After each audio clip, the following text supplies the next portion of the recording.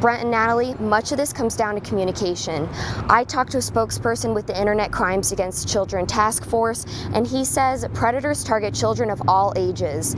I decided to look further into this issue after a story that came out a few weeks ago. This is Brian Lee, a 20-year-old man from California. Police arrested Lee on kidnapping charges after enticing an 11-year-old Nampa girl to run away with him. Police say Lee initially met the child through an online gaming program, and the two began talking over the phone and texting.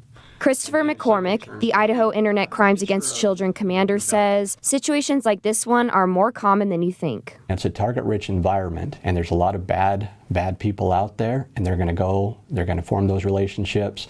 They're going to ask for inappropriate things. Unfortunately, sometimes that escalates to either sextortion or, worst case scenario, the Canyon County incident where they're actually flying over here to meet these kids. 11 years old, that's crazy. Predators on gaming platforms like Roblox, Fortnite, and Minecraft use tactics to get close to kids, like offering gifts. There's nothing wrong with interacting with others online.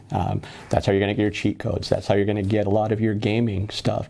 But when it starts crossing that line into wanting things or giving, again, that should be a red flag right there. The next step in the grooming process, predators start asking for things in return.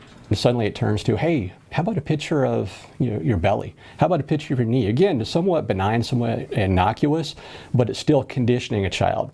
So later on, a week, a month, 6 months later, when, hey, how about a picture of you in your undergarments or so on, it's not as intrusive.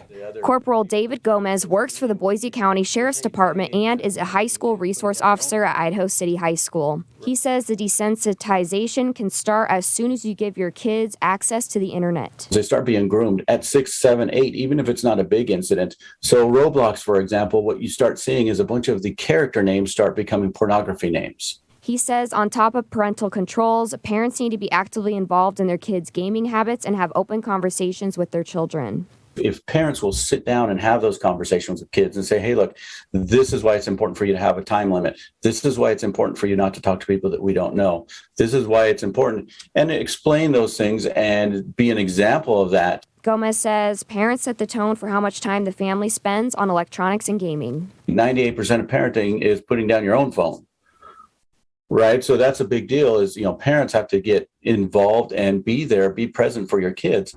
Make sure to head to idahonews.com where we'll have a link to more resources on internet safety for parents and children.